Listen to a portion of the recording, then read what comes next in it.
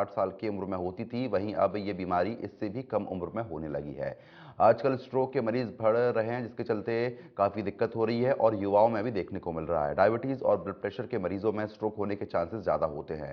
Stroke के लक्षण दिखने पर तुरंत प्रभाव से डॉक्टर को दिखाना चाहिए। स्ट्रोक के मरीजों को खान-पीन को लेकर भी विशेष रूप से ध्यान रखना चाहिए और कम वसा युक्त भोजन करना चाहिए।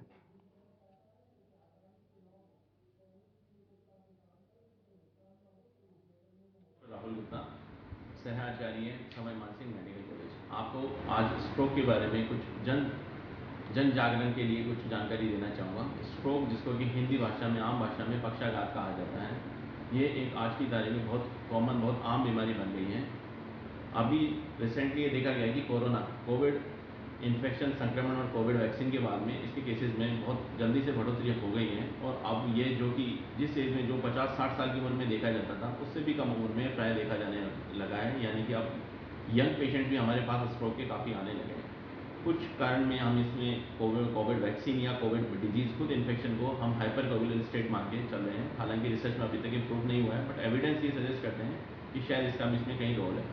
तो क्या कॉमन कॉजेज़ हैं, क्या कारण हैं, क्या रिस्क फैक्टर हैं जिससे कि हमारे स्ट्रोक होने की रिस्क बढ़ती है या पक्षाघात होने की रिस्क बढ़ती है? तो उनमें 4 जो कॉमन मुख्य रिस्क फैक्टर होते हैं: शुगर, डायबिटीज़ की बीमारी, ब्लड प्रेशर या आपका हाइपरटेंशन, कोलेस्ट्रॉल बढ़ जाना और स्मोकिंग। 4 मुख्य कारण जो इसमें धीरे धीरे शरीर में हमारे ब्लड वेसल्स के नसों को, खून की नसों को सकरापन करने लगते हैं। और जब ब्लड वेसल्स हमारे ब्रेन के किसी हिस्से की बंद होती है, तो ये कॉमनली सिम्टम्स, लक्षण पक्षाघात या स्ट्रोक के रूप में आने लगता है। कैसे हम इसको आइडेंटिफाई करें, क्या इसके मुख्य लक्षण होते हैं? तो एक मीनोमिक है face, F for facial deviation, arm for arm deficit, C for F A C E, C for की क्लम्सीनेस ऑफ हैंड और ई फॉर हमारे कोई आवाज़ में चेंज, परिवर्तन होना पेशेंट्स में। इससे हम इसको डिसाइड कर सकते हैं। इससे सिम्टम्स की सडनली हमारे कोई हाथ पैर में कमजोरी आना, चक्कर फील होना, आवाज़ चली जाना या आवाज़ में तोतलाहट फील होना, या पेशेंट की एक साइड की विजन का सडनली बंद हो जाना, ये या पेशेंट कभी कभी कोमा की स्थिति में अब हमारे पास में आता है, जो कि पक्षाघात के लक्षण के रूप में पहचाना जाता है। क्या इसका इलाज, क्या इसका निवारण किया जाए? तो सबसे पहले, यदि पेशेंट को इस तरह के लक्षण जो कि तुरंत डेवलप होते हैं, सडनली डेवलप होते हैं, इसको यदि पेशेंट रिस्क फैक्टर में है, तो इसको स्ट्रोक की जैसे मान के हम इमरजेंसी में तुरंत जाएं।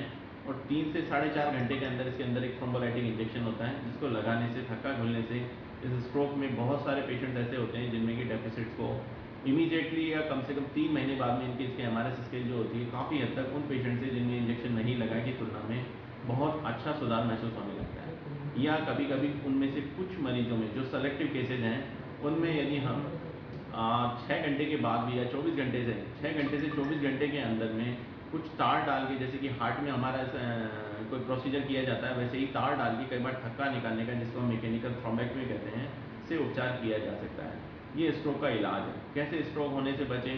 तो जो हमारे रिस्क फैक्टर हैं, अच्छा खान पान करें, अच्छा सेवन करें, कोलेस्ट्रॉल फ्री डाइट लें या कम सैचुरेटेड वसा जो वाला खाना, संतृप्त वसा वाला खाना, वो हम कम खाएं।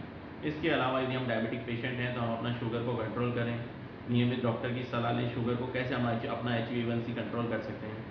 तीसरा, हम ब्लड प्रेशर को कंट्रोल करें। ब्लड प्रेशर सबसे मेन रिस्क फैक्टर मानते हैं स्ट्रोक के लिए।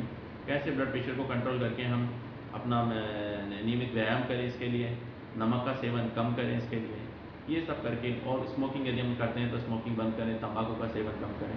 इससे हम स्ट्रोक होने से रोक सकते हैं।